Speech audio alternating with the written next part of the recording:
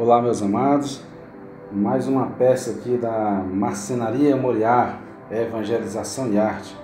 Um lindo baú, queridos, um lindo baú que você pode usar como assento, como banco. Você pode usar para colocar cobertores, brinquedos, enfim. É uma peça muito bonita, feita com pinos, detalhe em roxinho. Aqui tem essas asinhas que eu ainda vou colocar elas aqui ainda. Vai ficar show de bola. Tem um monte de verniz, tem um amortecedorzinho aqui. Enfim, uma linda peça feita aqui na Marcenaria Moriá. E, queridos, o vídeo vai continuar com a reflexão a respeito desta linda peça, quando eu estava terminando, quando Deus me dá uma palavra. Bem, amados, continuando com aquele vídeo do baú, com aquele vídeo daquela caixa, Deus me fez lembrar a respeito de outra caixa. Uma caixa que Ele mesmo mandou que Moisés fizesse, é a Arca da Aliança. A Arca da Aliança representava naquela época a presença de Deus na terra. E por muito tempo aquela arca ficou abandonada. Mas quando Davi assumiu o trono, quando Davi foi ungido a rei de Judá, a rei de Israel, Davi tinha tudo. Davi era um rei que era próspero. Davi era o rei mais poderoso daquela época.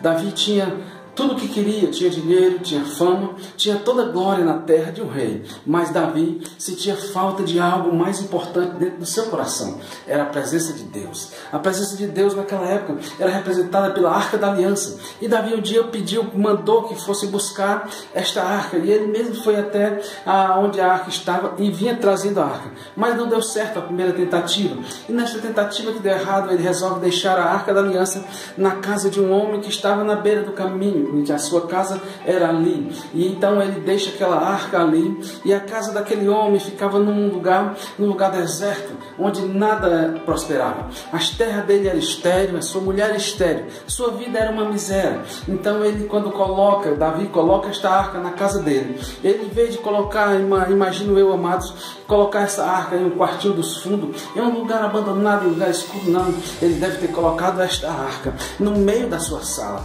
porque se ele acordasse de noite para beber água, ele passava no meio daquela sua sala e via a arca ali. E quando ele via a arca ali, ele começava a admirar aquela arca. Então todas as vezes que ele passava por aquela arca, ele adorava, ele via algo diferente. E ele começou a perceber que as suas terras começou a brotar algo. Então ele resolveu a plantar. E de repente sua vida prosperou. Sua mulher não era mais estéril. Sua mulher agora deu filho para ele. Por quê? Porque ele adorava a presença de Deus. Então é desta forma, amados, quando nós trazemos a presença de Deus para dentro de nossa casa, as coisas começam a mudar. Mas muitas vezes nós não trazemos a presença de Deus. Nós queremos mudança na nossa vida, nós queremos mudança na nossa oficina, nós queremos mudança em nosso lar, mas nós trazemos tantas coisas que não edificam, tantas coisas que não chamam a atenção de Deus, tantas coisas que não é a presença de Deus para dentro do nosso lar, e depois ficamos murmurando, dizendo que Deus não nos ajuda. Por quê? Porque nós deixamos a presença de Deus de lado e trazemos coisas que não edificam.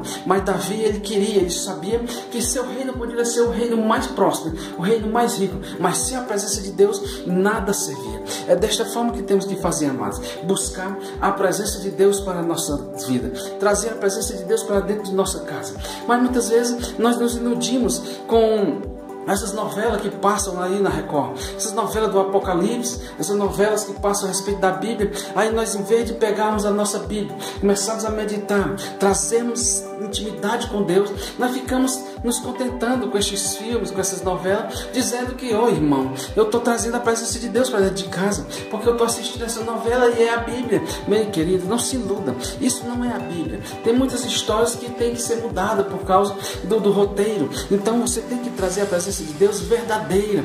Você fica se iludindo, se alimentando com um pouquinho de leite. Amados, o que passa na Record, deixa eu te falar uma coisa, é simplesmente um copinho de leite, amados. Nós muitas vezes abandonamos o rebanho. Aqui eu tenho algo muito mais importante. Em vez do copo de leite, amados, eu tenho para você, para lhe apresentar uma vaca leiteira. Uma vaca leiteira que tem todo o leite que nós precisamos. Nesta vaca leiteira, quanto mais você bebe, mais leite sai. E quanto mais você bebe o leite desta vaca, mais bom ele fica. Então, em vez de você ficar se contentando com este copinho de leite, comece a beber, mamar nessa vaca leiteira, que é uma vaca que tem muitas tetas, tem 66 tetas aí para nós bebermos todos os dias e nos alimentarmos leites novos, em vez de ficarmos se iludindo. Amado, traga a presença de Deus para dentro do seu lar, traga a presença de Deus para dentro da sua casa.